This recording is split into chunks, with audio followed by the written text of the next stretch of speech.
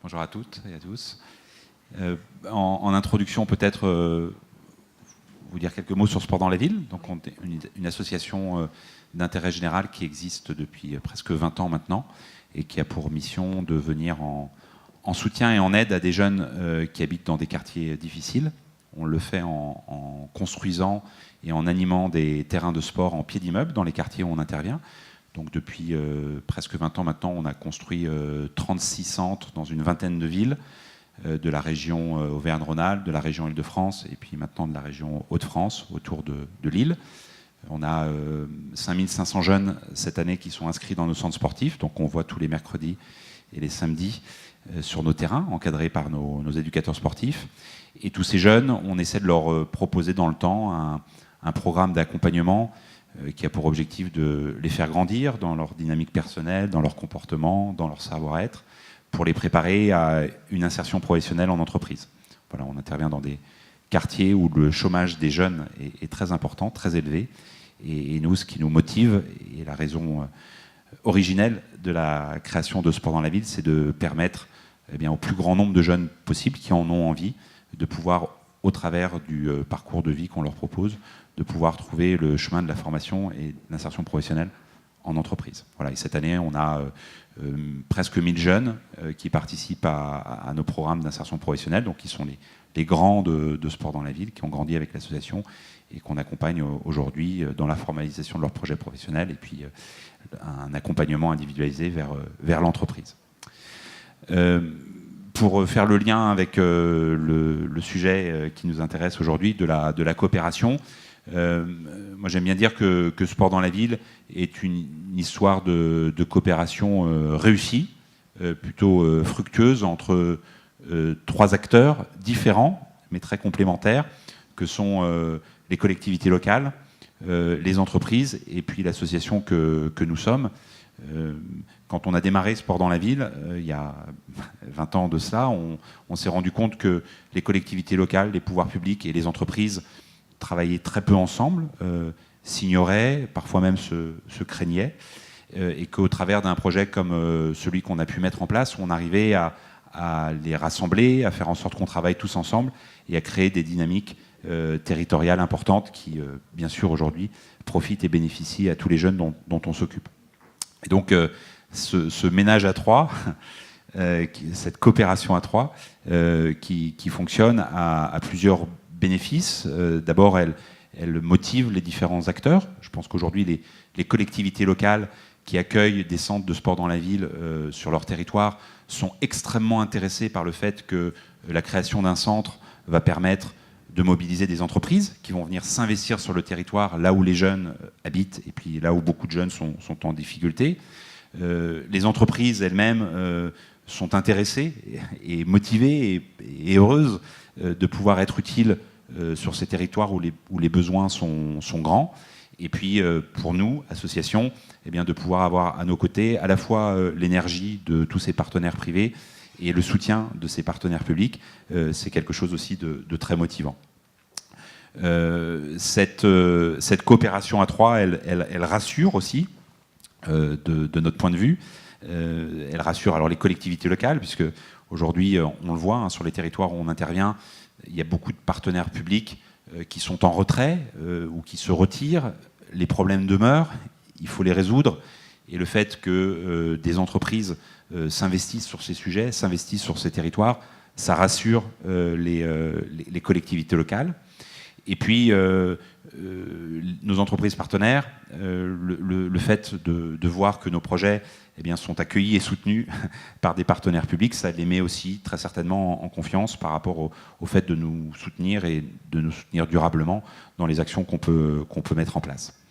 Voilà, et puis cette coopération à 3, partenaires publics, partenaires privés, fondations privées, associations, elle a aussi, cette coopération, des effets leviers très importants.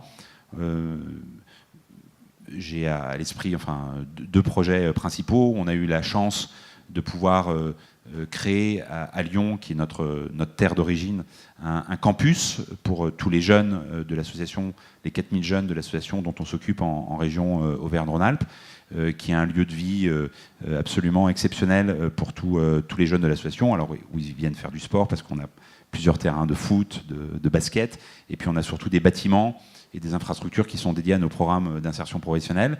Ça a été un projet considérable pour l'association, puisqu'on a récupéré un vieux terrain que la ville de Lyon avait mis à notre disposition. On a fait près de 10 millions d'euros d'investissement au total, ce qui pour une association comme la nôtre est considérable.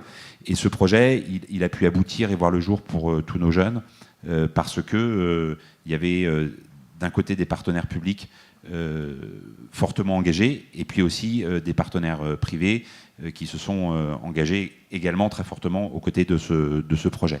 Voilà. Et s'il n'y avait pas ce partenariat public-privé autour de nos actions, très certainement que notre campus n'aurait jamais vu le jour. Donc pour Sport dans la ville, ça a eu un effet levier considérable, cette coopération à trois.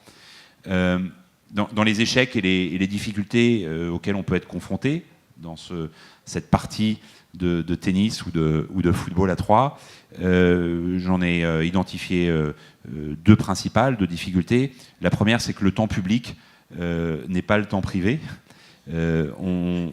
Il nous est arrivé à plusieurs reprises de ne pas faire aboutir un projet de création de centre, parce qu'on avait d'un côté des partenaires privés qui étaient prêts à nous soutenir. Quand on rencontre une fondation d'entreprise, une fondation familiale ou une entreprise, un dirigeant d'entreprise, il décide de vous soutenir ou de ne pas vous soutenir, mais la décision est prise vite, rapidement, donc on sait rapidement à quoi s'en tenir. Avec les collectivités locales, c'est parfois plus lent, plus long, et parfois on n'a même pas de réponse. Donc il nous est arrivé à quelques reprises de ne pas pouvoir faire aboutir un projet parce que le temps de décision, de prise de décision de nos partenaires publics était beaucoup trop long, et on avait des partenaires privés qui étaient prêts à y aller, mais les partenaires publics ne s'engageant pas, les projets n'ont pas pu voir le jour. Voilà, et puis une deuxième difficulté à laquelle on peut être confronté dans nos projets, dans la mise en place de nos projets, c'est que le public, de mon point de vue, a tendance à de plus en plus se reposer, à trop se reposer sur le privé. À plusieurs reprises également, on a des projets qui étaient des projets importants, d'ouverture de centres, de création de projets, de lancement de programmes, qui ont vu le jour, mais qui ont vu le jour principalement, voire exclusivement, grâce au soutien de nos partenaires privés, et alors que des partenaires publics s'étaient engagés à nous accompagner, à nous soutenir. Et parfois, on entend encore de la bouche de partenaires publics, d'élus, si le privé est là pour vous soutenir, c'est bien suffisant. Et nous, on va investir nos soutiens et nos aides sur d'autres projets qui n'ont pas un accès au financement privé. Voilà, alors qu'on croit beaucoup à la richesse de ces soutiens mixtes, et la plupart de nos réalisations démontrent que ces soutiens publics-privés, lorsqu'ils fonctionnent bien ensemble, produisent des résultats extrêmement enthousiasmants. Quelques conseils, entre guillemets, personnels sur ces partenariats publics-privés tels qu'on peut les vivre dans notre quotidien à Sport dans la ville.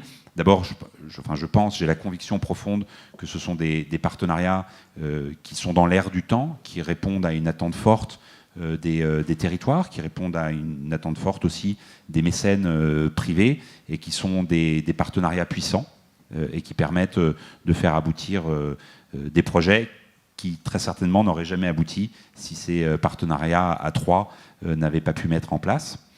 Un deuxième conseil avec les partenaires publics, parce que parfois le manque de réactivité des partenaires publics peut être un peu déprimant et peut donner envie de baisser les bras, mais je serais tenté de dire qu'il ne faut jamais rien lâcher avec les partenaires publics, car ils apprécient beaucoup plus l'innovation et l'initiative privée qu'on ne peut le penser. Et je pense que concernant Sport dans la ville, si l'association n'avait pas à ses côtés tous ces soutiens privés extraordinaires, très certainement que nos partenaires publics ne seraient pas eux-mêmes aussi engagés qu'ils ne peuvent l'être à nos côtés. Voilà, et puis la dernière chose qui est importante, qui est même fondamentale, et pour nos partenaires publics et pour nos partenaires privés, et bien sûr pour nous, c'est de pouvoir faire la démonstration permanente de l'impact des actions que nous menons, de pouvoir mesurer cet impact et de pouvoir faire la démonstration que l'action qui est menée sur le terrain au profit des jeunes dont on s'occupe produit des résultats. Et c'est de mon point de vue la meilleure façon de conserver dans le temps un soutien fort à la fois des partenaires publics et des partenaires privés.